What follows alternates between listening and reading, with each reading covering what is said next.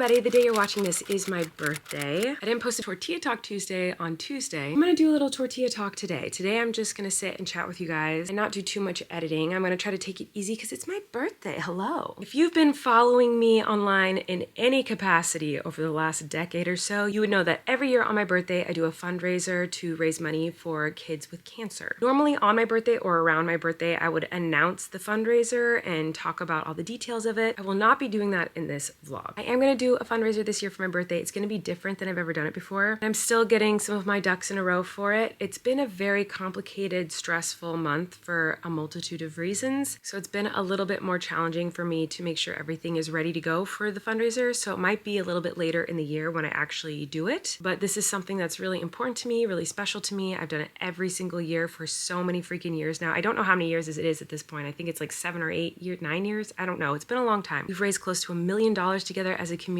for kids with cancer. Last year, every single penny that was raised went to Sky Strong and Hope for ATRT, two incredible organizations. Anyway, what I'm trying to say is that I'm very passionate about this. It's very important to me that I do this on my birthday every year, whether it's big or small or in between. These kids fighting cancer need our help, and I want to spend my birthday every year forever trying to help them. So that's what we're going to do. But the fundraiser and the information for the fundraiser is going to come in a later vlog. But in the meantime, I'm going to do a little tortilla talk and just have a fun little vlog. So let's get started with the day. Hello, I'm gonna start answering these questions for you guys. Okay, Jenna said, which shoes are your must-have shoes that you talked about for the beach? So Eric took me to the beach for my birthday as like a little surprise over the weekend. And he said he had packed for me, and I was like, no, there's no way he packed my shoes that I like at the beach. And he didn't, so I'm glad I packed them. They're these shoes. They don't make them anymore, and I'm so sad. I actually have these in 3 colors. I have them in yellow and a maroon color and this black. You guys, these are the best shoes in the world. Eric actually got me the yellow pair of these for his birthday. I think we went shopping for his birthday one year. They're Converse, high top, like boot things. I'm obsessed with them. I love them so much. I wear them all the time that then I went and I tried to find another color and I saw they had black, so I got the black. And then I loved these so much that then I was like, I need more. So I went and I got the other color, which was maroon. That was, I don't know how many, but probably 5 years ago, 6 years ago. I don't know. It was a long time ago that he bought me those yellow shoes, and they've all lasted the entire time. So this is like leather or pleather or something. I don't know. It's really sturdy and they're super soft. They're lined with like this really soft corduroy kind of velvety material. I don't know. They're super soft. They're super warm. I have toured the world in these shoes. They work in the snow. They work in the rain. They are waterproof. They've got good grips on the bottom. So they're good for my beach trips because a lot of times we go during low tide and it can be slippery during low tide. They're also, like I said, pretty waterproof. So unless the water goes all the way up to like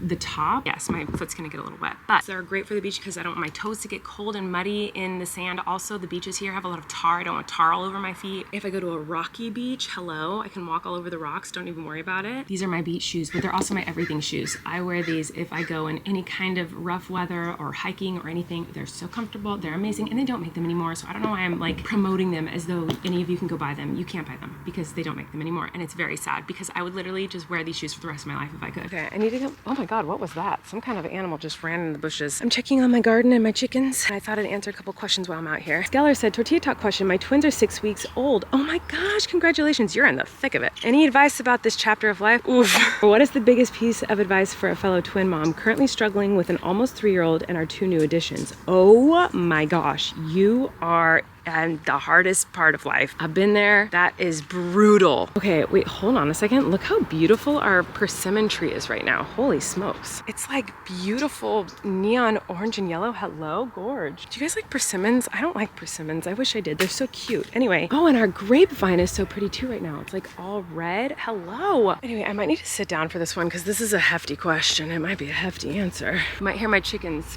guffawing in the background, but biggest piece of advice for a fellow twin mom struggling with 3-year-old and 2 new additions. Oh my gosh. Okay, so when our twins were 6 weeks old, Flynn was 3. So I know exactly how that feels, and it is bananas. I think the best advice I can give you is to try to find other twin moms to talk to and lean on, because it really does feel like no one understands that struggle except for other twin parents. So trying to find a community of twin parents, even if it's just like on social media or on some, what is happening? Well, hopefully you can still hear me over the leaf blower, but like I said, try to find twin moms to talk to about it. it because it's so hard and only twin moms know how hard that is. I also saw some comments from pregnant women saying like, hey, any advice? I'm struggling with pregnancy right now. They're in the first trimester and the nausea was really bad, or they were just pregnant and miserable, and any advice. And this leaf blower is too loud. I'm gonna move. Of course, as soon as I walked away, she stopped using her leaf blower. Where can I sit right now? I just want to sit down and finish a freaking thought. Okay, anyway, I think some of the best advice that I was given when I was pregnant, my sister-in-law Jessica actually told me this when I was pregnant with Flynn. She was like, you are creating a human being in your body right now. If there is anything that you can have in your life that will make you feel more comfortable, get it, do it. Don't feel guilty about it. And I'm not saying make some crazy rash financial decisions and like buy something bananas. I'm just saying now is not the time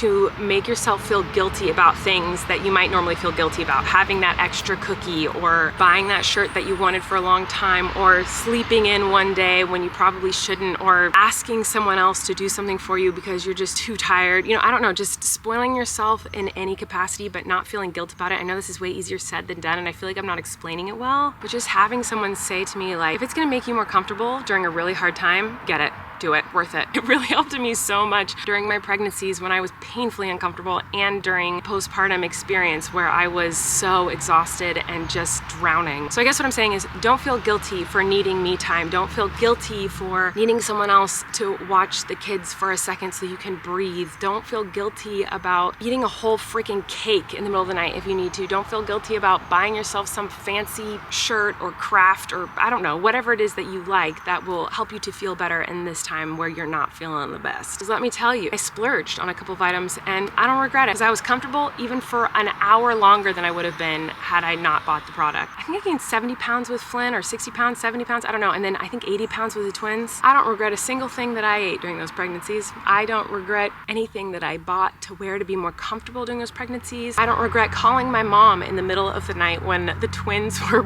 probably about 6 weeks old and sobbing and saying, I can't do this, I'm dying, I need help, like sobbing on the phone. And my mom came to my rescue and helped me, and I know not everybody has someone like that in their life. My point is that I didn't regret asking for help. I didn't regret doing all of these things that made me feel a little bit guilty in the moment for doing them. Like, I never regretted them. Do what you need to do to feel more comfortable, to feel even a morsel of happiness during a time that is so challenging and hard. As long as it's not hurting anybody or yourself and it's a safe thing, then I think go for it to make yourself feel better during pregnancy and postpartum, especially if you have twins, because that is hard. I don't think I even answered the question. I think I just rambled for a very long time. Did I make any sense? I never make any sense. Okay, I'm gonna go. Okay, everyone, it's the end of the night. I don't think I filmed anything else today, but I am gonna answer your questions.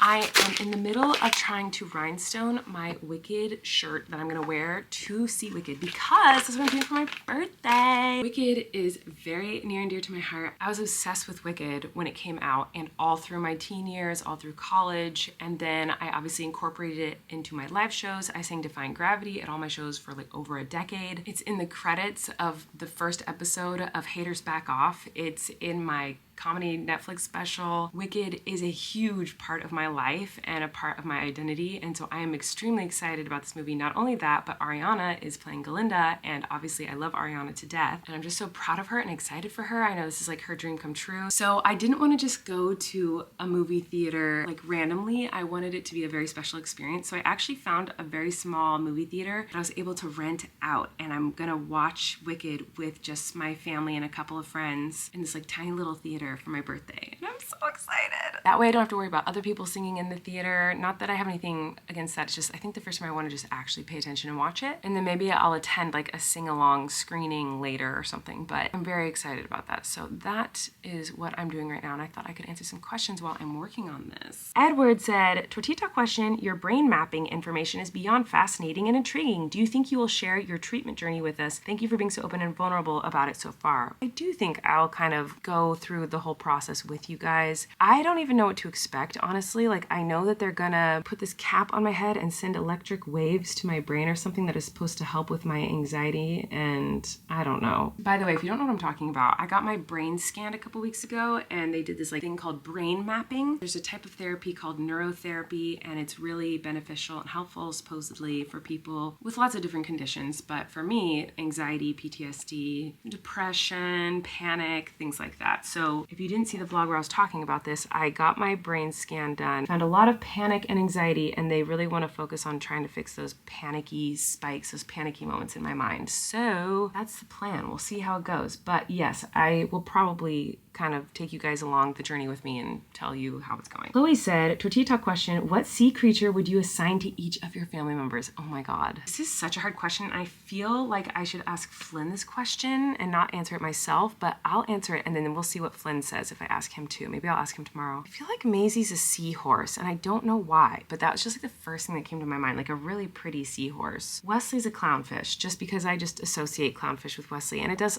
also seem like it fits him well, like a bright, colorful, peppy, happy, cute little fish that everyone loves. I feel like that fits Wesley pretty well. Now, you might think I would say that Flynn is a cuttlefish, but I don't think I would say he's a cuttlefish. He will say he's a cuttlefish, that's for sure. Cuttlefish to me are majestic and amazing, of course, but they're also a little bit ominous to me. Like they're like alien-like and kind of not creepy, but just bizarre. And I just don't associate that kind of vibe with Flynn. So I feel like Flynn would be like an octopus. Flynn is really smart and octopuses are really smart. They're sensitive, intelligent, brilliant little creatures, and Flynn is like that too. And I don't know, I just feel like Flynn's maybe an octopus vibe. Eric, I feel like Eric would be like an eel. I don't know what the heck I would be. Probably something derpy, but also unique. Like I feel like, oh man, that's hard. How do you do yourself? Maybe like a jellyfish or something, because jellyfish, like they don't even have a brain.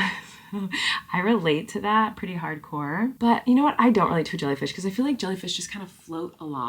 You know, that's not very me. It would be something bright and colorful and frantic, I think. I just can't think of what that would be. Oh, you know what? Eric would be a crab, actually. An eel or a crab. Annabelle Martin said, such a Miranda question, but what are your favorite and least favorite smells? Maybe it's a Miranda question, but maybe that's why I like that question. I love questions like that. Okay, favorite and least favorite smells. I love the smell of freshly baked cookies or just chocolate baking in any capacity. I just love the smell of chocolate because who doesn't love the smell of chocolate? I love the smell of Christmassy candles, like pine tree candles. It's one of my favorite smells ever. Don't come for me, but I love the smell of gasoline.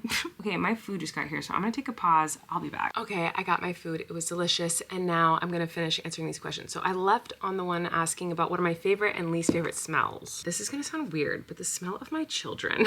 Maybe not the smell of my children right now, but like the smell of my children when they were babies. Like they're like smelling my babies. Like this, I don't know, something about it just like, oh my God, it's the best. Like I said, I love the smell of gasoline, like at a gas station. I love that smell. Okay, this one's gonna sound weird and probably no one will understand, but I'm still gonna say it. I love the smell of when it starts to get cold. Like the first fall day where like it's kind of chilly outside and you need to grab a sweater. I don't know, something, there's like a smell about it. It's like, maybe it's just a vibe I like. But I swear to God, there's like a smell to cold air. And I love that smell. I love the smell of freshly brewed coffee, but I don't really like coffee, so that's kind of weird. Smells I don't like. Anything that burns in the microwave, I think is like one of the worst smells in the world. My mom used to burn popcorn in the microwave when I was growing up because she loves the taste of burnt popcorn, which is just diabolical behavior, but I cannot stand the smell or the taste of truffle. I used to like truffle, but then I overdid it once and I had like too much truffle at this one restaurant, and ever since then, like the smell of it makes me want to gag. The taste of it, I can't taste it. It's so gross. Ugh. Okay, this one's really random and probably no one's gonna get it. I have one singular friend in my life who knows what I'm talking about when I say this next thing, because usually when I say this, everyone is like, what are you talking about? I do not like the smell of ladybugs. And I know you're probably thinking, oh, ladybugs don't have a smell. They have a freaking smell, and I think it's so gross. The one person I know that agrees with me that ladybugs stink actually says it's ladybug pee, which I don't know if that's true or not. I have not fact checked this, but I just know that I can smell ladybugs and I think they smell gross. By the way, I'm not like picking up ladybugs and putting them to my nose and like sniffing them. It's just like if they're nearby, I know before I see them. Like I can smell them. I feel like I'm very sensitive to smells though, and I could answer this question for about 6 hours about all the things I don't like the smell of and the things I do like the smell of, so I'm gonna move on. Amanda said, are you gonna see Wicked? I'm 32 years old and counting the days until I get to see it on Friday. Yes, I am. Like I said, I'm going to go see it on my birthday. I'm so freaking excited I can't even contain myself. Artie Cowell said, I had a hard time understanding the therapist. I wish she explained it in more simple terms. Did you understand her? That person's talking about the vlog when my doctor diagnosed everything after they did the brain scan. So it wasn't my therapist, it was a doctor. Now this doctor is also a therapist, but they mostly just work with brains more so than the mind. And that doctor did say a lot of doctory terms in that video that I'd posted, but basically to sum it all up, my brain doesn't create the frequency that lets your body know that you can calm down. Basically, my brain doesn't know how to be in a state of chill, calm. My brain's like, what do you mean self-soothe? I don't know how to do that. Most people close their eyes to go to sleep at night and their brain and their mind and their body starts to kind of calm down. My brain just does not understand that at all. And the other thing they found a lot of in my brain was panic and anxiety. Those were the things that they found that they felt were most important to treat. And how they treat that, I guess, is through like brainwave frequencies or something. I don't know. They're gonna send like wiggle waggle waves into my brain to like counteract the things that are making me panic and anxious or something. I don't really know. I don't understand it. But did I answer your question? I don't know. I'm gonna keep working on this and maybe I'll answer some more questions later. I did not answer more questions later. Bye.